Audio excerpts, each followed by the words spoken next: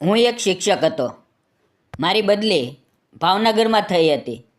શાળાની નજીક એક દાદી ચાની નાનકડી દુકાન ચલાવતા હતા. તેમની આર્થિક સ્થિતિ ખૂબ ખરાબ હતી. તેમની એક પૌત્રી હતી જે ખૂબ સુંદર દેખાતી હતી. દાદી બીમાર પડી ગયા, તેથી તે પૌત્રી ચાની ટપરી પર આવવા લાગી અને બધું કામ સંભાળવા લાગી.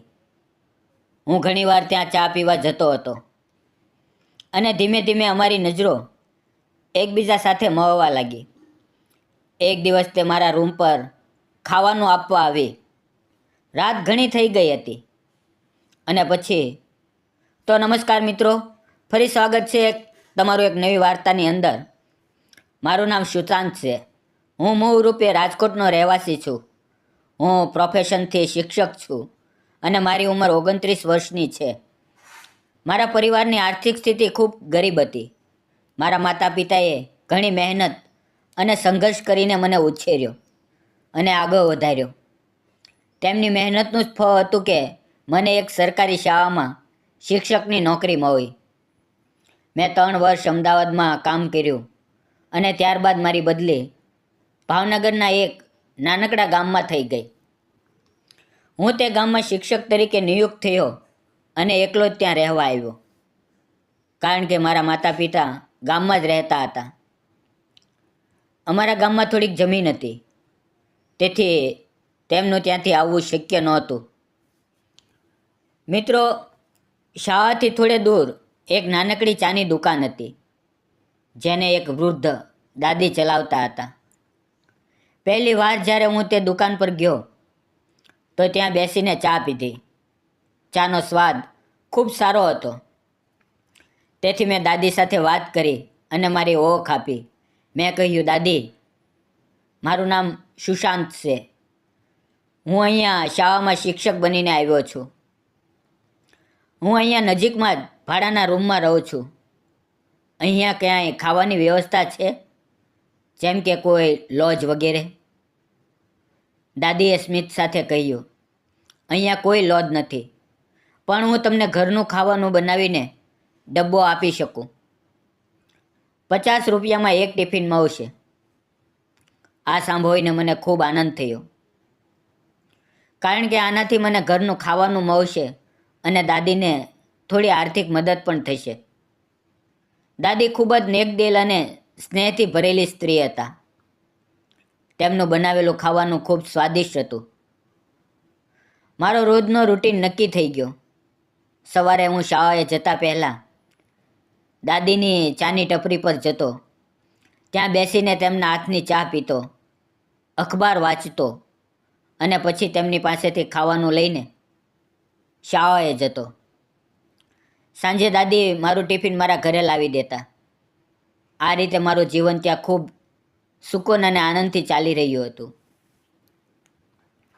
પણ એક દિવસ જ્યારે હું રોજની જેમ ચા પીવા ગયો તો જોયું કે દાદીની ટપરી બંધ હતી. મને થોડું વિચિત્ર લાગ્યું, પણ વિચાર્યું કે કદાચ દાદી બીમાર હશે. બીજે દિવસે ફરી હું ત્યાં ગયો તો જોયું કે દુકાન ખુલ્લી છે, પણ ત્યાં દાદી નહોતા. તેમની જગ્યાએ લગભગ 25-26 વર્ષની એક યુવતી દુકાન ચલાવી રહી હતી. તે છોકરી ખૂબ જ સુંદર હતી. તેના ચહેરા પર સાદગી હતી, પણ તેની સુંદરતા જોનારાને પોતાની તરફ ખેંચી રહી હતી. તેણે સાદા કપડાં પહેર્યા હતા, છતાં તેમાં એક આકર્ષણ હતું જે નજર હટવા દેતું નહોતું. તેના લાંબા વાળ ખુલ્લા હતા અને તેની આંખોમાં એક ચમક હતી જે તેને વધુ સુંદર બનાવી રહી હતી. હું ત્યાં ગયો અને બોલ્યો, એક ચા આપો. તેમણે સ્મિત સાથે મને ચા આપી. મેં તેને પૂછ્યું, અહીં એક દાદી હતા, તે ક્યાં ગયા? હવે કેમ નથી આવતા? તે છોકરી બોલી, હું તેમની પૌત્રી છું. મારું નામ કોમલ છે. દાદીની તબિયત ઠીક નથી, તે બીમાર છે અને હવે દુકાન નથી સંભાળી શકતા. તેથી હવે હું આ હોટલ ચલાવું છું. મેં પૂછ્યું, શું દાદીને કાંઈ વધુ તકલીફ છે? તેણે કહ્યું, હા, તેમની તબિયત ખૂબ ખરાબ છે. તમે જ હતા ને જે અમારી પાસેથી ટિફિન લેતા હતા? મેં કહ્યું હા.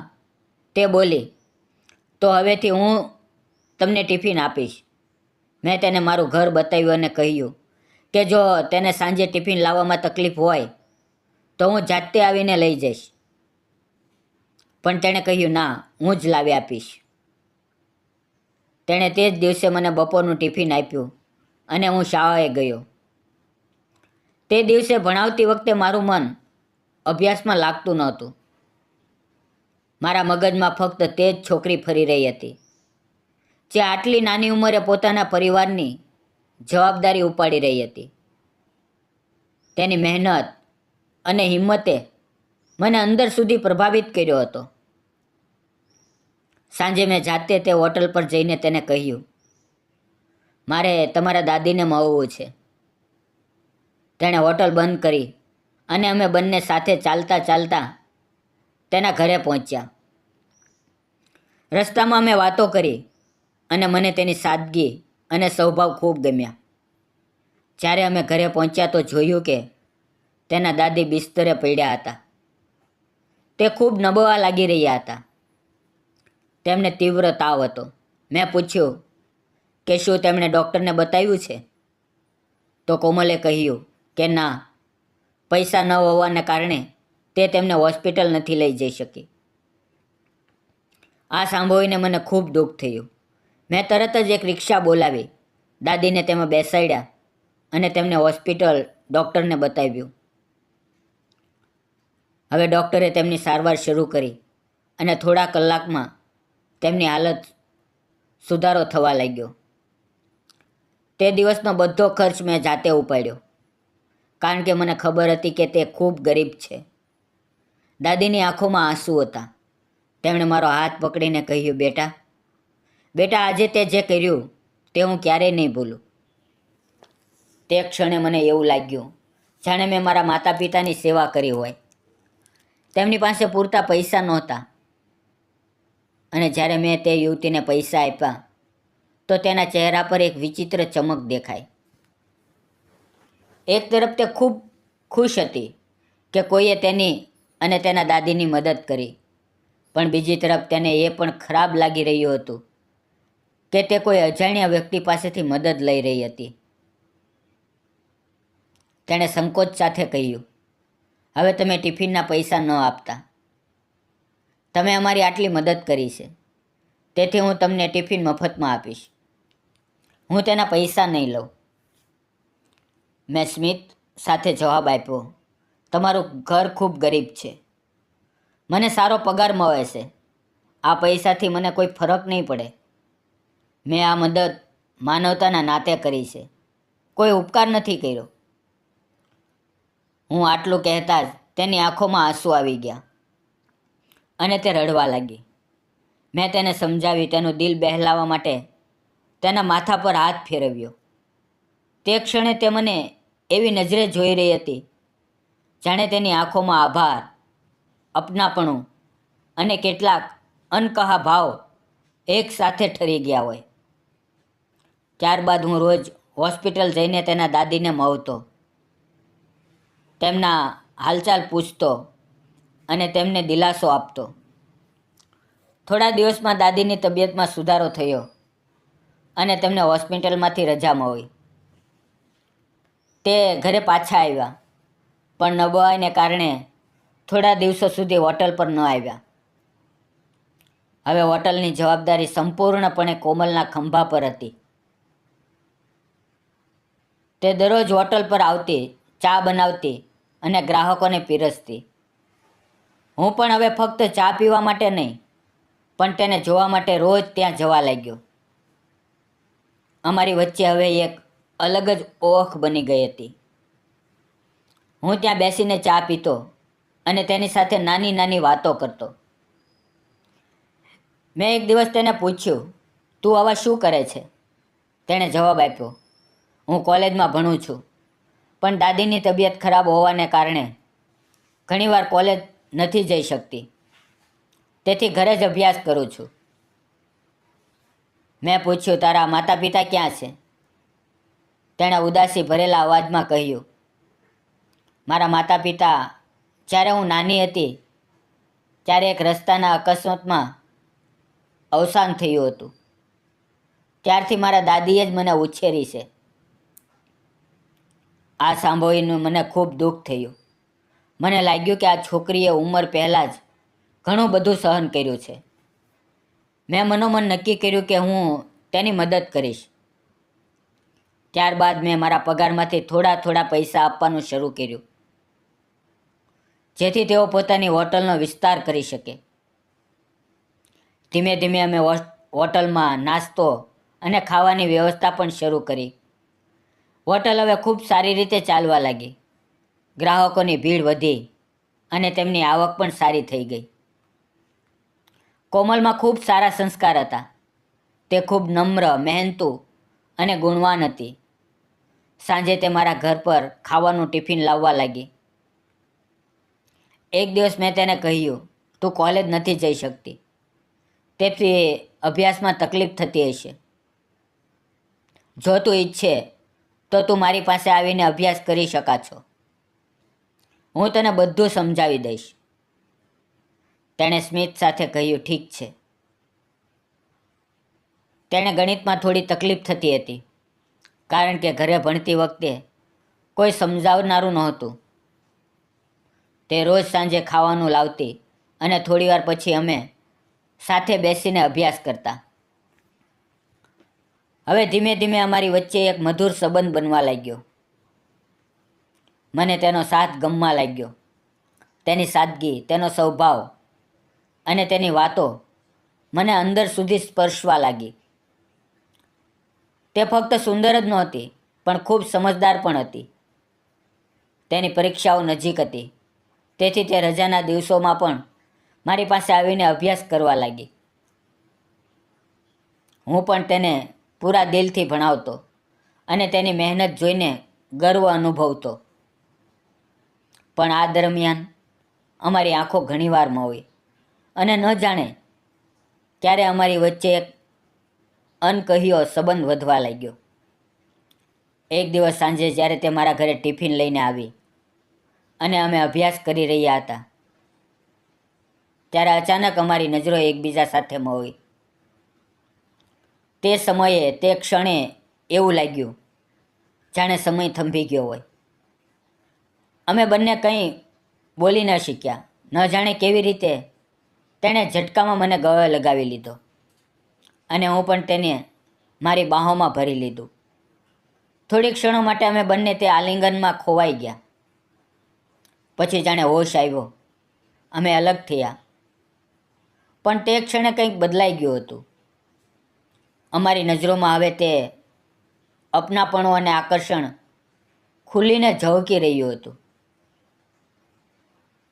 ત્યારબાદ અમારી વચ્ચે નિકટતા વધી. અમે એકબીજાને ધીમે ધીમે અનુભવવા લાગ્યા. તે દિવસથી અમારી વચ્ચે એક ગાઢ સંબંધ બની ગયો. અમારા દિલોએ એકબીજા માટે ધડકવાનું શરૂ કર્યું. હવે તે રોજ આવતી, અભ્યાસ કરતી અને અમે એકબીજા સાથે ખૂબ ખુલીને વાતો કરતા. તેની સાથે સમય વિતાવવો હવે મારા દિલનો સૌથી સુંદર ભાગ બની ગયો હતો. તેની પરીક્ષાના દિવસો આવ્યા અને તેણે પૂરી મહેનતથી પરીક્ષા આપી. તેના બધા પેપર સારા ગયા અને તે સારા ગુણથી પાસ થઈ. દાદીની તબિયત પણ હવે પહેલાં કરતાં સારી થઈ ગઈ હતી. તેઓ ક્યારેક હોટલ પર આવવા લાગ્યા. હું પણ રોજ ત્યાં ચા પીવા જતો અને કોમલ મને જોતી. તેની આંખોમાં અવવું સ્મિત આવી જતું. દાદી ઉંમરે મોટા હતા, તેથી પહેલાં તેમને કંઈ સમજાયું નહીં, પણ ધીમે ધીમે તેમને પણ અમારી વચ્ચેનો લગાવ અનુભવી લીધો. તે પણ સમજી ગયા કે હવે તેમના ઘરની તે પૌત્રી એકલી નથી. તેના જીવનમાં કોઈ એવું આવ્યું છે જે તેના સુખ દુઃખનો સાથી બની ગયો છે. એક દિવસ મેં કોમલને ફિલ્મ બતાવવા માટે કહ્યું. તે થોડી હિચકિચાઈ, પણ પછી તૈયાર થઈ ગઈ. અમે બંને સિનેમા જોવા ગયા અને તે સાંજ અમારા જીવનની સૌથી યાદગાર સાંજ બની ગઈ. અમે બંને એકબીજાનો હાથ પકડી રાખ્યો હતો અને સિનેમા જોઈ રહ્યા હતા. ફિલ્મ ખૂબ સારી હતી. અમે સાથે પોપકોર્ન ખાધું, ઠંડી કોફી પીધી અને પછી ઘરે આવ્યા. પણ તે દિવસ પછી દાદીને બધું ખબર પડી ગયું. તેમને ખૂબ ગુસ્સો આવ્યો કે તેમની પોતરી કોઈ છોકરા સાથે ફિલ્મ જોવા ગઈ હતી. તેમને કોમલને દાટતા કહ્યું, આજથી તું ઘરે જ રહેજે, હવે હોટલ પર નહીં જાય. આગલા 5-6 દિવસ સુધી હું રોજ હોટલ પર જતો રહ્યો, પણ કોમલ ત્યાં દેખાય નહીં. મેં દાદીને પૂછ્યું, પણ તેમણે કોઈ જવાબ ન આપ્યો. મને તેના ચહેરા પર નારાજગી સ્પષ્ટ દેખાતી હતી. હવે અમારા બંને માટે એકબીજા વિના રહેવું મુશ્કેલ થઈ ગયું હતું. તે સોમવારની રાત હતી. સાંજે દાદી સૂઈ ગયા હતા. જ્યારે કોમલે જોયું કે દાદી ઊંડી નીંદરમાં છે, તો તે ચૂપચાપ મારા ઘરના દરવાજે આવીને ઊભી રહી. તેણે દરવાજે હવેથી ટકોર કરી. હું ઊંઘમાંથી જાગી ગયો અને વિચાર્યું, આટલી રાત્રે કોણ આવ્યું? મેં દરવાજો ખોલ્યો તો જોયું કે સામે કોમલ ઊભી છે.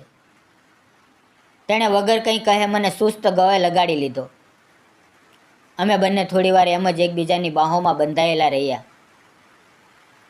તેણે ભાવુક થઈને કહ્યું, મને તમારા વિના સારું નથી લાગતું. હું ફક્ત તમારી સાથે રહેવા માંગુ છું. ચાલો ક્યાંક દૂર ચાલ્યા જઈએ. હું તેની વાતો સાંભળીને ગભરાઈ ગયો અને બોલ્યો, શું તું પાગલ થઈ ગઈ છે? ભાગી જવાથી શું થશે? તારા દાદીની બદનામી થશે અને મારી નોકરી જશે. મેં તેને સમજાવી, થોડી ધીરજ રાખ, હું બધું ઠીક કરી દઈશ. તેણે ફરીથી મને ગળે લગાવી લીધો અને અમે બંને ફરીથી અમારા ભાવોમાં વહી ગયા. તે રાત્રે અમારા દિલોમાં ફક્ત એકબીજા માટે પ્રેમ હતો. અમે બંને એકબીજા પ્રત્યે અમારા મનની વાતો કરી અને નક્કી કર્યું કે હવે અમે હંમેશા સાથે રહીશું. મોડી રાત્રે હું તેને તેના ઘર સુધી જ છોડી આવ્યો, જેથી દાદીને કંઈ ખબર ન પડે. બીજે દિવસે સવારે હું દાદીના ઘરે પહોંચ્યો. મેં કહ્યું, દાદી આજે મારે તમારી સાથે એક જરૂરી વાત કરવી છે. દાદી બોલ્યા, બોલો ગુરુજી, શું વાત છે? મેં હિંમત એકઠી કરીને કહ્યું, દાદી, મને તમારી પોતરી ખૂબ ગમે છે. હું તેની સાથે લગ્ન કરવા માંગુ છું, જો તમને કોઈ વાંધો ન હોય તો. મારી વાત સાંભળીને દાદી થોડીક ક્ષણો માટે ચૂપ રહ્યા. પછી તેના ચહેરા પર સ્મિત ફેલાયું. તેમણે કહ્યું, મને પહેલેથી જ બધું ખબર હતી. હું જાણતી હતી કે તમારી વચ્ચે સાચો સ્નેહ છે, પણ ચોરી છુપી મળવું ઠીક નહોતું. જો તું ખરેખર તેને સુખી રાખી શકા, તેની જવાબદારી ઉપાડી શકા, તો મને કોઈ વાંધો નથી. કારણ કે આ દુનિયામાં હવે તેનો હું જ એક સહારો છું. જો તું સાચે જ તેની સંભાળ રાખીશ, તો હું તરત જ તમારા લગ્ન કરાવવા તૈયાર છું. આ બધું સાંભળતી વખતે કોમલ દિવાલની પાછળથી અમારી વાતો સાંભળી રહી હતી. તેના ચહેરા પર ખુશી અને રાહત સ્પષ્ટ દેખાતી હતી. તે દોડતી આવી પોતાના દાદીને વળગીને રડવા લાગી. દાદીએ તેને ઉઠાવી અને તેના માથા પર હાથ ફેરવીને આશીર્વાદ આપ્યા. મેં અને કોમલે દાદીના પગે લાગીને તેમના આશીર્વાદ લીધા. પછી મેં મારા માતા પિતા સાથે વાત કરી અને અમારા લગ્ન ધામધૂમથી થયા. આજે અમે ભાવનગર એક નાનકડા ગામના ઘરમાં સાથે રહીએ છીએ. અમારી સાથે દાદી પણ રહે છે. જ્યારે રજાઓ હોય છે ત્યારે અમે બંને મારા માતા પિતાને મળવા ગામ જઈએ છીએ. હવે દાદી અમારી ખૂબ સંભાળ રાખે છે અને ઘરમાં હંમેશા સ્નેહ અને શાંતિનું વાતાવરણ રહે છે.